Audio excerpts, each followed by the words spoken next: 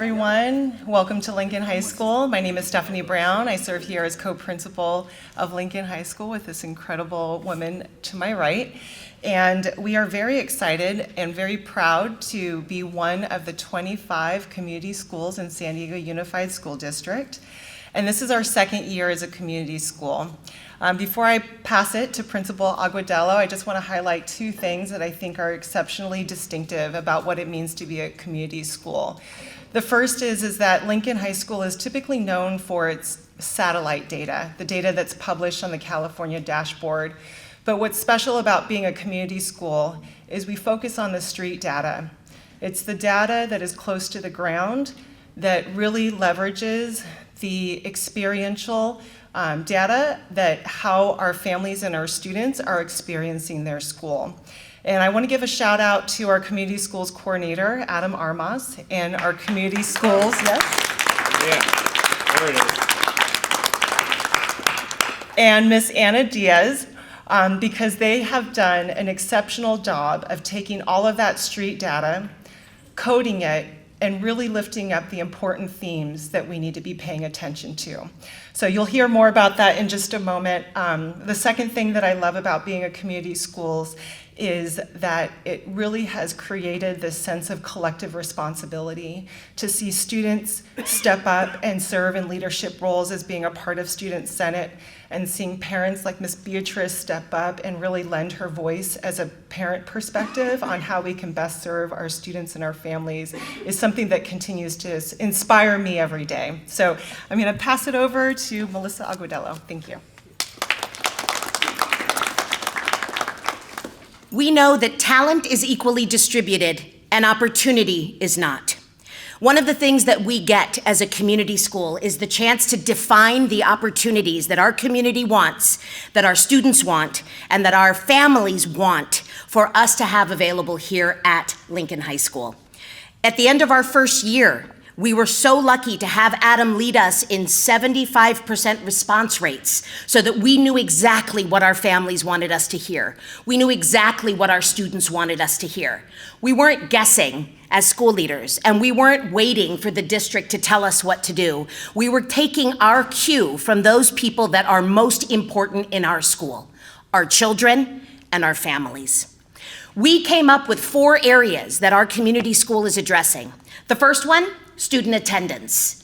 We know that in this day and age, it's hard for kids to get to school, to stay in school, and to feel connected to school. We know that our school has to do better and modernize and evolve like every school does. This goal has helped serve us well in thinking about how our classrooms evolve. Our second, transition to adulthood.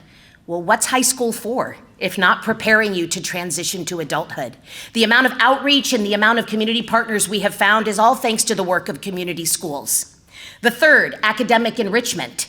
Sure, learning happens in the classroom, but it can also happen everywhere else. So opening up more field trips that aren't just to go and see what's happening, but to embed and to actually get to see the work of Southeast San Diego and San Diego as a whole is all rooted in our community schools initiatives. And finally, my favorite, our students said they wanted to develop a culture of respect.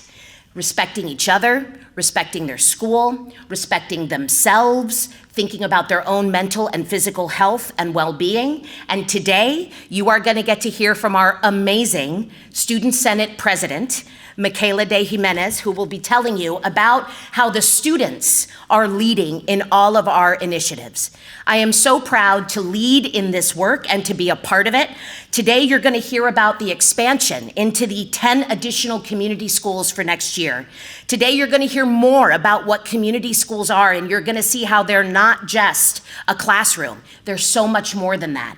You're going to get to hear why this is important from our students who are here to tell you about the way that they're leveraging their voice. You're going to get to hear the personal experiences of our families and our extended students who are part of other committees. And finally, you're going to get to see the impact community schools is having on Lincoln High School, which is an amazing place to be, an amazing place to get educated, a place full of love and tradition. So welcome to Lincoln High School, and I'd like to introduce our interim superintendent, Dr. Fabiola Bagula. Good morning and buenos dias. So I like to keep up with brain research because it's a way to understand how human beings think and how human beings learn and experience life. And I went to a conference a couple of years ago, and there was this really fascinating neuroscientist who said, "What do you think your brains are thinking about when you think you're not thinking?" And what he said was, what we're consciously thinking about is our place in community. Not just who we are, but where we belong. So it turns out the belonging is not just a luxury, but it's a biological need. It's why when I first learned about community school strategy, I didn't see a new program. I saw a return to being where we should be, which is being something deeply human. Community schools is not just a strategy, it's a stance, and it's a belief that schools are not isolated institutions, but beating hearts of our neighborhoods. That when we center our work around the whole child, we must also center the whole family, the whole neighborhood, and the whole lived experiences. I often say we must offer Maslow before Bloom, and I know that's edu-speak, but it's theorist about how children learn and how we experience the world, but we need Maslow before Bloom. Our theory of action is rooted in this simple idea.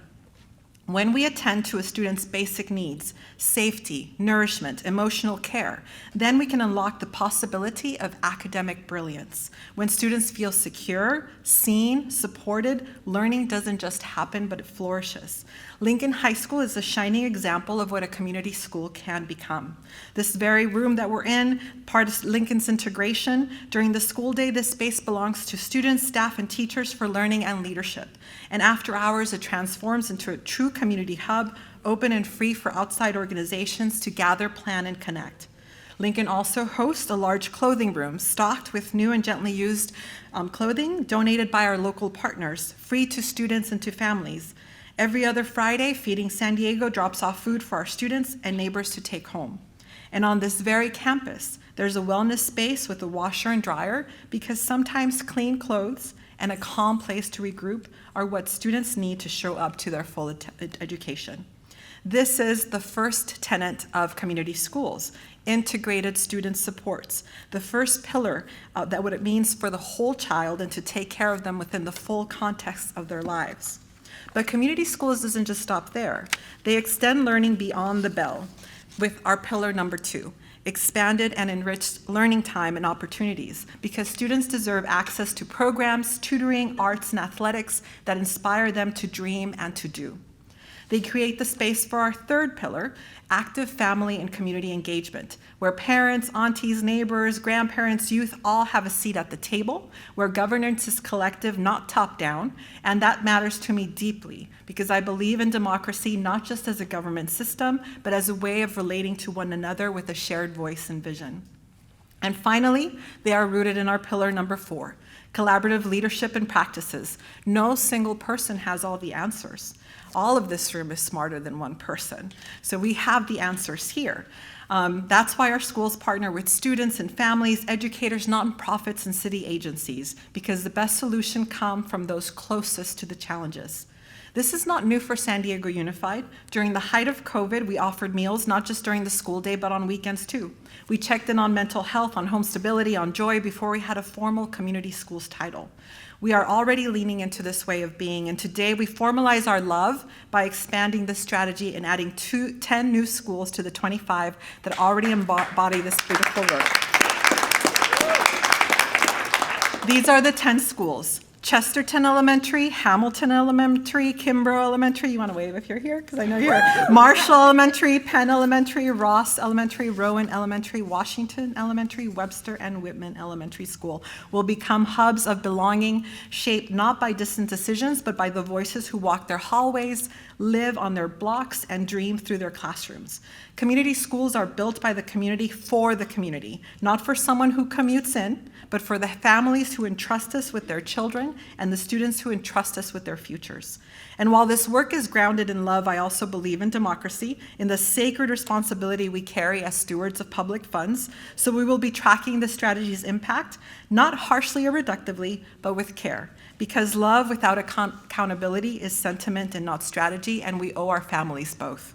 This is how we lead, with compassion and conviction, with hearts and metrics, with stories and standards, and with the unshakable belief that the future of education rests in how we build with the community. So thank you for walking with us today. I'd like to introduce Jason Babineau, our Senior Director for Community Schools, who will walk us deeper into the heart of this work. Thank you.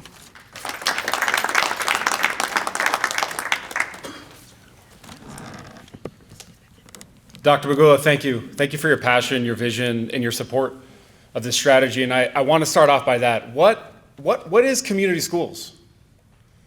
And I want to start off by saying it is indeed a strategy. Community schools, it's not a thing.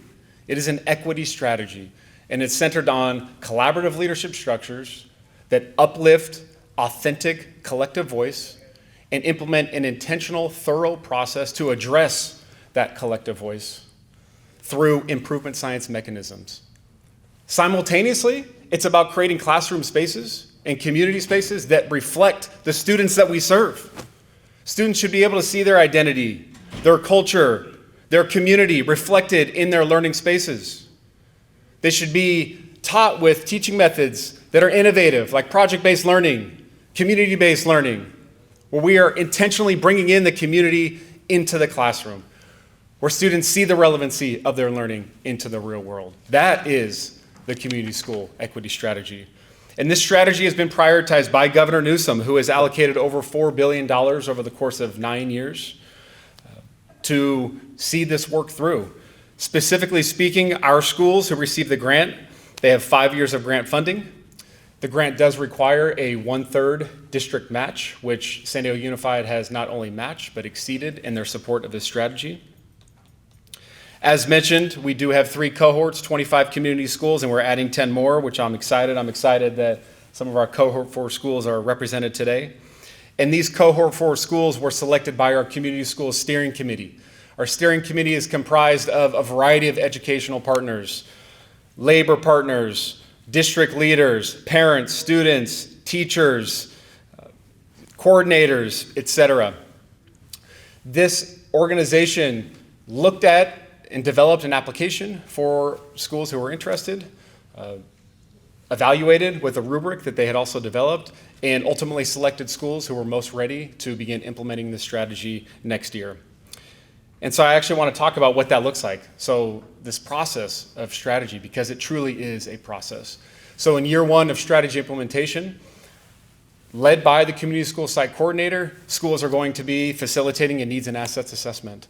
We have an expectation in San Diego Unified that each educational partner group, students, families, caregivers, staff, community partners, complete up to at least 75% of each of those educational partner groups complete a needs and assets assessment. We then take that data, we code it, and ultimately there are trends that uplift to the top. Those become the focus for year 2 of strategy implementation, which is comprised of the collective coming together to really look at the root causes of why those are collective priorities at each of the sites, to develop problem statements, and then to implement PDSA cycles, which is an EduSpeak term for Plan, Do, Study, Act. It's an improvement science mechanism to truly address each of those collective priorities. In year 3, they continue with those PDSA cycles, because what I will say and what I appreciate about this strategy is that it provides time. Oftentimes in education, we are asked to do something and to see those student outcome shifts right away, and if it doesn't work, then we have to try something different. What I appreciate about this strategy is that it provides time. It provides time to see what is working. It provides time to see what is not working and then to pivot accordingly. And that really is the work in year 3. In year 4, they're going to readdress the needs and assets assessment to ensure that the collective priorities that were the priorities 3 years ago continue to be. And it's that continued process then of facilitating those PDSA cycles to address those priorities. I will say simultaneously throughout this process, it's about providing professional development to our educators on project-based learning, on community-based learning, and our coordinators building partnerships with their teams across the community to very intentionally come into the learning spaces in the classrooms and be in alignment with the priorities at that school. How are we measuring the impact of this? It's been mentioned a couple times, and I've touched on the fact that this is a process. The data that we are currently measuring in San Diego Unified correlates specifically with the work groups that are happening in year 2 and year 3, i.e. the PDSA cycles. And so each of those schools, dependent on what their collective priorities are, is implementing strategies and looking for movement. If they see movement, they're going to continue to do it for the end of this year and next year. If they don't see movement, they're going to come together as a team and determine what the next best course of action is. And so we're going to start to see those leading indicators shift based on the collective priorities of those sites. What I will say, as we continue this work and this strategy, as we are honing in on the collective priorities, as we are transforming the learning spaces to reflect the students that we serve, we believe wholeheartedly that we are going to see those lagging indicators, those student outcomes that we all know need to shift. The student outcomes that California expects through the CDE dashboard, we expect that through this authentic process done with fidelity that we will see those student outcome shifts. And if we don't, then we'll try something different. But the work that's being put in by a collective, a true collective, it's not just principals, it's not just coordinators, it's not just teachers, it's parents, it's students, it's community partners, it's everyone in this space with one vision and one goal to shift the student outcomes in schools with our highest needs. And so I mentioned parents, and I'm super excited that we have a parent here that's been involved with the community school work at Lincoln High School to be able to speak to her perspective. And so I want to introduce Beatrice Rediga to the stage. Thank you.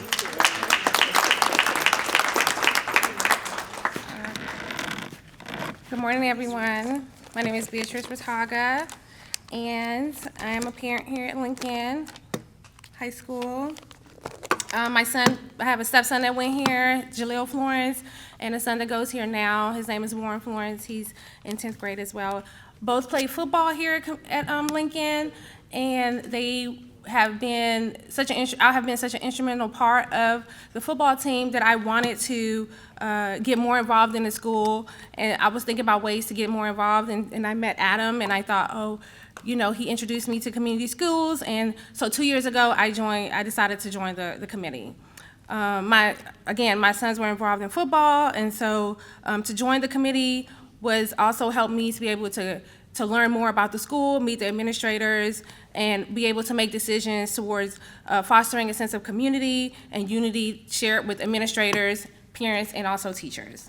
My responsibilities as part of the committee is to establish reviewing school policies, ensuring compliance with state and federal education and laws, overseeing budget and financial decisions, and supporting clubs, sport teams, like I said, and after-school programs. I also believe in fair funding and accessibility for extracurricular activities, and promotion of student involvement, leadership opportunities are important to me. The committee also has allowed students and families to access on-site services, mental health counseling, and behavioral support systems that addresses student and physical and mental and emotional well-being. Workshops that they have here, seminars and resources to help parents support and help children's education and development, which is, again, a part of my heart. We provide resource referrals for housing, food assistance, job training, and to help needy families with arts, sports, community services programs to promote student engagement and skill development. I facilitate open lines of communications between families, school staff, ensuring parents are informed about school initiatives, policies, and also events. As a community schools, Lincoln has helped me to build stronger relationships with teachers and administrators, making collaboration easier at every level. I have been able to engage with other parents, creating a network of support and shared experiences so that we can also help build a community here at Lincoln. Advocating for students is super important. Needs and interests is crucial to helping them advocate for themselves, prioritize resources and initiatives that directly benefit all the children here. The advocacy work has led to a stronger relationships, collaboration on school projects, and it's also a source of pride and fulfillment for myself and others.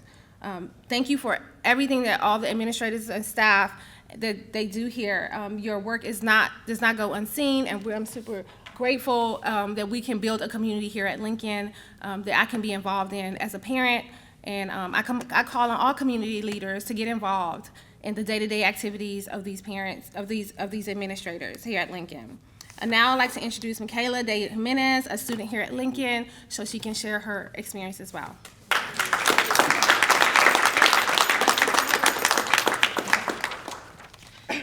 Good morning, everybody. My name is Michaela De Jimenez, and I'm a student here at Lincoln High School, and I'm also part of the Community Schools Committee. I first became interested in joining when I realized how much this work is really about helping students and their families. Serving my community has always been important to me, and this gave me a chance to use my voice and make a difference. On the committee, I bring the student perspective into conversations about how we can improve our school. I speak up about the issues students are facing and help come up with ideas that make Lincoln a more supportive and welcoming place. Whether we're reviewing data or giving feedback on new programs, I make sure student voices are part of the decision-making process. One of the things we've worked on as a group is starting the Student Senate, which I now serve as co-president. It's a space where students come together and talk about how we can improve the culture of respect on our campus, which is one of our main pillars. We use data from student surveys to guide our work and make sure we're addressing the concerns that matter most to students, families, and our community members. When I first started high school, I didn't expect to feel as involved and supported as I feel now. Being a part of a community school has truly helped me find my place, and it's given me opportunities to get involved, build meaningful relationships, and improve in so many different aspects of my life. There's a saying that it takes a village to raise a child, and that's exactly how community school feels to me. I found a sense of belonging at Lincoln, and the connections I've made have pushed me to be my best. Community schools are important because they look at the whole student and not just their grades. When students and families have access to support and feel connected, we're able to learn and thrive together. Now it's my honor to introduce San Diego Unified Board Trustee, Dr. Sharon Whitehurst Payne.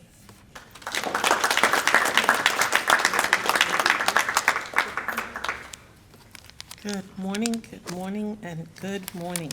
Need to find out the important thing. Who am I introducing? Back to Melissa. But it's my pleasure to be here this morning to participate in this about the community schools. It's kind of interesting that today we're standing here, and I love what Jason said about the fact that this is a process. It's a community. It's not something like this wooden desk here that is fixed and can't be moved. You can't take the sides out, and you can't pour water on it and expect changes in a good way. When we're talking about human beings, we're talking about students, we're talking about the community, then we're working on this together. It requires everyone to get involved in order to make positive changes. And I'm telling you all of that because on last Thursday, I went to a cluster meeting and I was hearing all this negativity about what's happening and not happening. And then the following Saturday morning, I went to Rady's Shell. Everybody knows where Rady's Shell is, outdoors. We had 10 or 11 high schools there. The bands were there performing the orchestra. And Lincoln, in 3 years' time, has gone from 8 students to 150 students in the orchestra band. And I've not missed one of those events for this school district. And to see the change, to see Lincoln filling the entire stage was truly amazing. That's one positive indicator about the change that's occurring here at Lincoln through the process of community schools, involving, engaging everyone in that process. And if there are some others who've not made that transition yet, then I know this team will be working with you to get on board so that we can move Lincoln forward. Another indicator was that on Tuesday, we had a board meeting, an LCAP workshop meeting, and I'm looking at the list of 70 schools out of 175 schools, I believe it was, where we have made changes 3 years or more, 3% more growth, and Lincoln was on the list. And I'm saying these are changes that are happening, and that's what happens with community schools. You work together, you gradually build the process, as Jason pointed out also. If there are not, if that area is not improving, then maybe we need to go back and work it a little bit, see what needs to change. but we all work together on behalf of the students, the community, and the city in general. And I really want to say thank you. I'm proud of my other schools that have joined. Penn and several of you came up to me to let me know you're on the list too. And so now we're expecting changes throughout the city from these 25 schools. And we wish that we could get all of our schools involved because we need the community to take ownership, to share, to come on and join with us. I talked to our amazing students earlier and they were telling me, I'm nervous because they didn't expect cameras here. But a year from now, they'll be standing up talking before you and they won't be nervous, right? Let's give them a round of applause. So I want to thank you all for coming, for participating. And now, as I said, I'm introducing our co-principal, Melissa. She's here. Thank you. We just want to thank everyone for coming. We are available for individual interviews if you'd like, and we will be conducting a tour to get to see some of the sites. And thank you so much for coming to the Hive and seeing the amazing place that Lincoln High School is. Thank you.